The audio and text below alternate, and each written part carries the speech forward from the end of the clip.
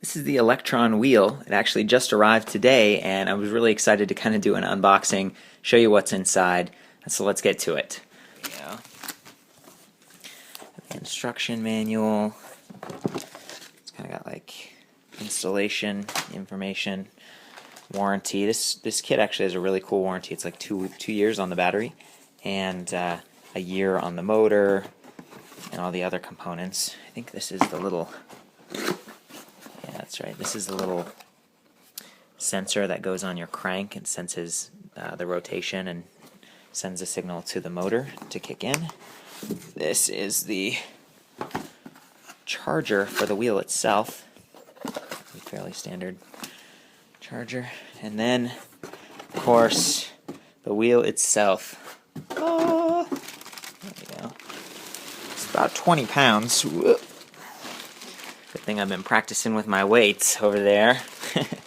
Oh, interesting. Okay, so you can see it's kind of packed up with those plastic end caps so that it doesn't poke through or anything. And these pass-throughs are actually pretty nice. That's what I use to lift it up. There's one on each side, and you can also put a cable lock through this to make sure no one steals it. I'm going to go ahead and take a few minutes and just unwrap this, and then we'll get to an installation. I've taken off the plastic. Some of the first things I notice is there's like a battery level indicator. That's the on-off switch. This is like the quick release style little crank. Nice little logo. It's where you fill up the tire, and I'm going to go ahead and do that because it's a little soft. And I think you could probably put on different size tires. This one's meant to be fairly efficient, kind of almost like a medium-sized road tire. The plastic shell on this thing, it's hollow. Certain areas sound a little bit different. It's meant to kind of, keep the internals clean and protected. Feels fairly solid. One of the things I was thinking about for this bike is that if you're in a crosswind, this would catch more air. But again, you want it to protect the battery and the motor, and everything's in there. It's all built right in, so that's interesting. And then there's this huge, metal thing here. This, you actually crank it up or down, and we're going to look at that later, but you use that level, kind of get that bubble perfectly in the center, because there are sensors inside the wheel that sense whether you're going up a hill or not, and then it kicks in more power. And it has some really cool algorithms. It can sense, when the speed that you're going is being challenged by wind, and it kicks in more power then too. So it's a pretty neat system. It's designed to be super simple. There's no LCD screen, there's no smartphone app or anything. It's just like you put this thing on, you put the pedal thing on, and then it just works. So again, I'm gonna grab my bike, and we'll do the quick install. I'm also going to go ahead and charge it. There's this little cover right here.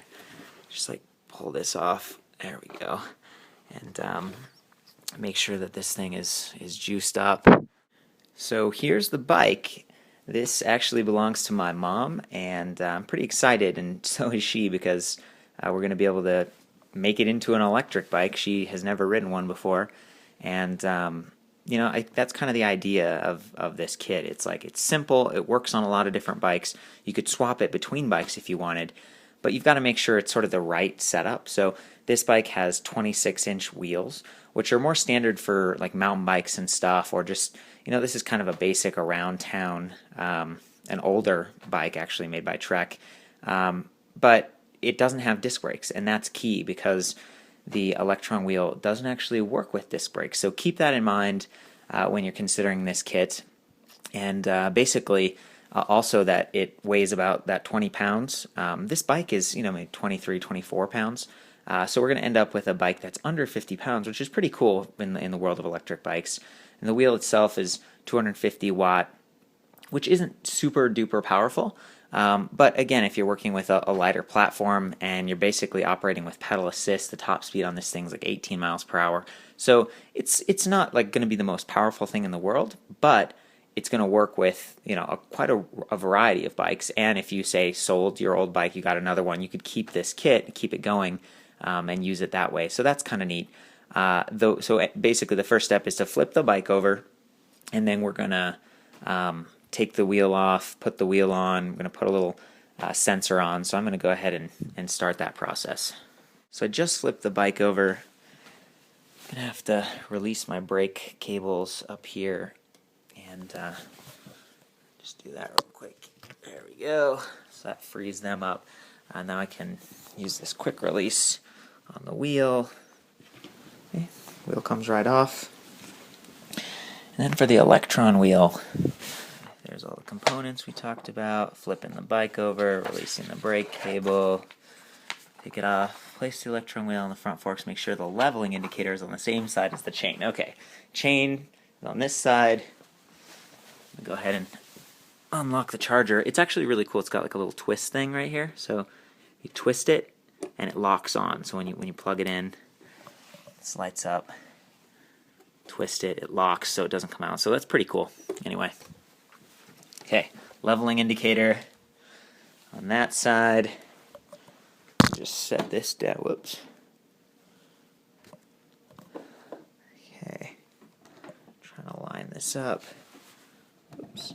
There we go. You can see it kind of sits right in there. There we go. Look at that. Not bad. And then I guess the leveling indicator like rotates around.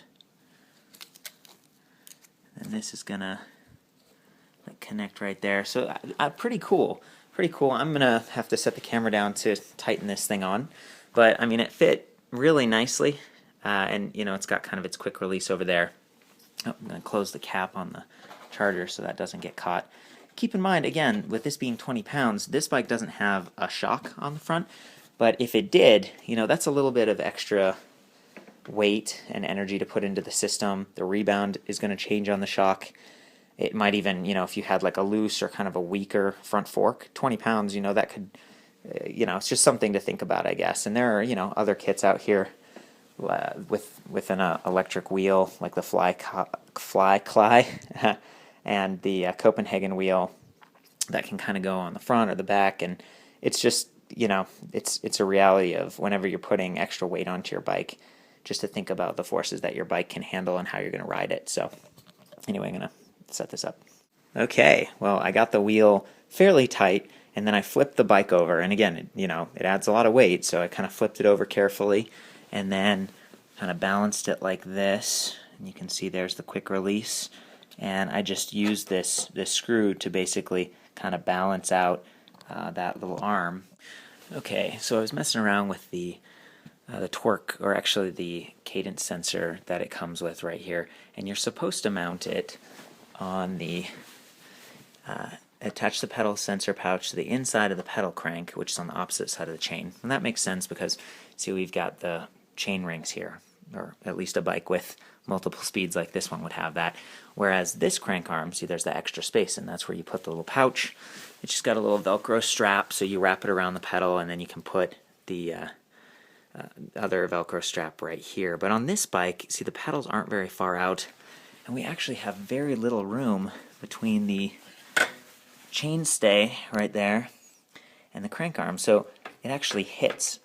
So it's not going to work.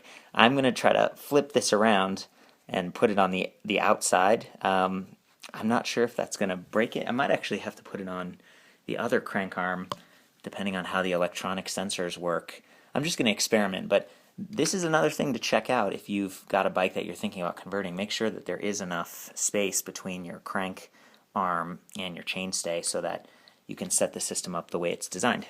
So I've got the bike outside now and getting ready to go. I wanted to comment on the rest of the specs. So I mentioned a 250 watt geared brushed hub motor. So it doesn't use Hull sensors. And when it's brushed, it's a little bit noisier. There's a little bit more drag when you ride it. And it's less dynamic in terms of increasing power and increasing torque. But, you know, the thing goes 18 miles per hour and it pretty much outputs. It's more constant. So that's a trade-off. Probably makes it a little bit less expensive to produce. And it's fairly narrow, but again, fairly heavy at about 20 pounds. So there's that's sort of the balance meter I was talking about before, the level. There's the quick release. Here's the battery charger port. And then over here we've got the battery indicator and the on-off switch. So I'm going to go ahead and hit the on-off switch. Just pressed it. And you can see the wheel is at red. I didn't really charge it very long. I might charge it again before I do the final ride. But here's the pouch. Again, this is incorrectly mounted. I had to put it on the other side because there wasn't enough clearance on this side. And it also has an on-off switch on the bottom. And I'll show you that real quick here. So there it is. So I just click this. It lights up green, so we've got good power there. And you just hop on and ride. So I'm kind of curious to see how it works, if it's sensing correctly.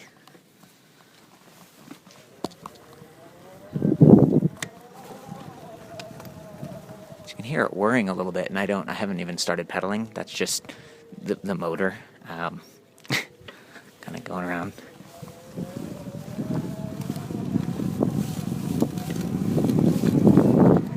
Okay, so yeah, kind of as I expected, you have to have the, make sure you tighten your brakes up after you put this kit together, because the rim of the Electron wheel is smaller than, or narrower than, the wheel that I had on previously, so my front brake is a little loose. Anyway, I had to pedal backwards to make it go, and again, that's because I flipped the controller. So what I'm going to do is put the controller on the other crank arm over here, and then everything should work normal. And again, I'm modding this a little bit on the fly just because, you know, this is a smaller women's bike and the clearance wasn't there. So let me do that, take a little bit more ride time, and comment on the system itself. But I must say, as an unelectrified ride right now, I'm just pedaling around. It's a little bit heavier, and there is that, there's a little bit of a resistance, and it's like, because you're actively like turning the gears in there as you ride. It's not just, like a freewheeling, which is kind of interesting. If this ran out of batteries on your way home, it wouldn't be a whole lot of fun to walk with. Okay, after a little bit more charging and a little bit more fooling around, I remounted the sensor right there. I'm having to ride with my foot way out so I don't accidentally kick it, but it works now as it's designed, in terms of sensing when the crank arm rotates. The motor's been charged up a little bit more. I've been riding around, and I'm getting a better feel for it. It makes sense to me. I'm going to go ahead and take off. You can listen for the motor, and then I'm going to talk a little bit about the performance.